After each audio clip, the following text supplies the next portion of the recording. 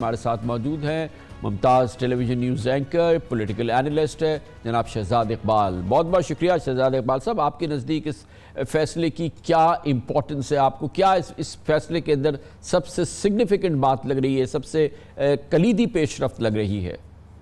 जी बहुत शुक्रिया कामरान साहब। कामरान साहब, सबसे अहम नुकता तो यही है जिस पे तमाम लीगल फिटर्निटी और जजेस भी इस बात पे मुत्तफिक थे कि इंतखाबात जो है वो 90 दिन के अंदर होने हैं, क्योंकि 2 सूबाई असम्बलियां टूट गई हैं। फैसला ये करना था कि इलेक्शन कमीशन ने ये इनिशिएटिव लेना है, गवर्नर्स ने लेना है या सदर पाकिस्तान ने लेना है। तो उसका तरीकेकार बता दिया है कि केपीके में, क्योंकि गवर्नर ने डिसॉल्व की थी असेंबली, वो इलेक्शन कमीशन से मुशावरत के बाद तारीख देंगे, और पंजाब में क्योंकि असेंबली खुद डिसॉल्व हो गई थी, लिहाजा इलेक्शन कमीशन ऑफ पाकिस्तान तजवीज़ करेगा और फिर सदर पाकिस्तान जो है वो डेट देंगे। तो मेरे ख्याल से सबसे अहम पहलू तो इसका ये है। लेकिन क्योंकि एक बड़ा स्ट्रेट फॉरवर्ड क्वेश्चन था सुप्रीम कोर्ट के सामने, तो इसको नॉन कॉन्ट्रोवर्शियल बनाने के लिए बहुत बेहतर होता कि ये मामला पहले दिन से ही फुल कोर्ट पे चला जाता, या अगर फुल कोर्ट पे ना जाता तो टॉप सीनियर जो आपके सीनियर मोस्ट जजेस हैं 9, वो ये सुन लेते। तो मेरे ख्याल से वो जो गैर जरूरी कंट्रोवर्सी हुई एक स्ट्रेट फॉरवर्ड क्वेश्चन पे, वो भी ना पैदा होती। तो वो मेरे ख्याल से उसके बगैर हो सकता था ये मामला हल। और एक आज जो फैसले में बात डाल दी गई है, जिसमें एक तरफ तो ये कहा है कि इलेक्शन कमीशन ऑफ पाकिस्तान हर हाल में 90 दिन के अंदर सॉरी मैं मुखिल हो रहा हूं शहजाद साहब, ये बताइएगा कि अगर किसी ने कंट्रोवर्सी बनानी है तो वो तो किसी सूरत हाल में बना देगा। आप सोचिए, एक लम्हे के लिए सोचिए कि इस पे तो ये तो कोई कंट्रोवर्सी नहीं है ना कि असेंबली तहलील हो गई तो 90 दिन के अंदर इलेक्शन होने हैं।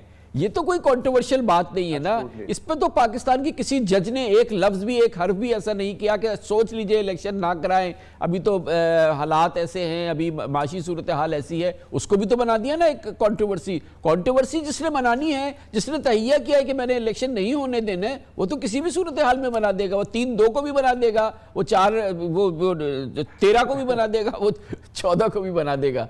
जी खान साहब, आज जो ये 4-3 वाली लॉजिक लेकर आए, इसमें कोई लॉजिक नहीं है। ये तो मेरे ख्याल से बहुत ही एक ऐसा इंटरप्रिटेशन है आज के फैसले की जिससे आप गुमराह कर रहे हैं और कुछ नहीं कर रहे, क्योंकि ऑर्डर खुद कहता है ये 3-2 का है।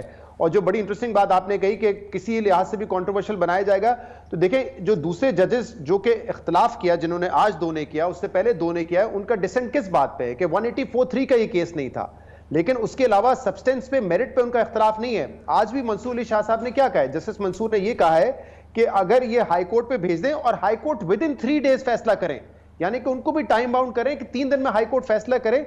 यानी कि अगर लेट्स सपोज मेजॉरिटी उन जजेस की होती जो 184(3) पे कह रहे होते, तो वो भी यही था कि लाहौर हाई कोर्ट और पेशावर हाई कोर्ट 3 दिन के अंदर फैसले करें, जो वो ऑलरेडी कर चुके हैं कि इलेक्शन कमीशन ऑफ पाकिस्तान पाबंद है डेट देने का गवर्नर से कंसल्टेशन में।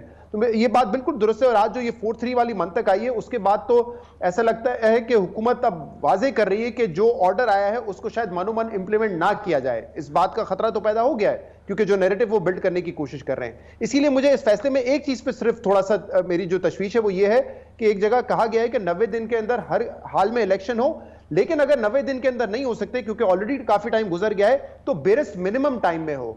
अब ये जो बेरेस्ट मिनिमम टाइम है ना, ये वैसे तो इसकी स्पिरिट शायद यही है कि क्योंकि 52 डे का इलेक्शन प्रोसेस है और ऑलरेडी काफी दिन गुजर चुके हैं, तो अगर 90 दिन के अंदर नहीं हो तो 95 दिन के अंदर हो जाए।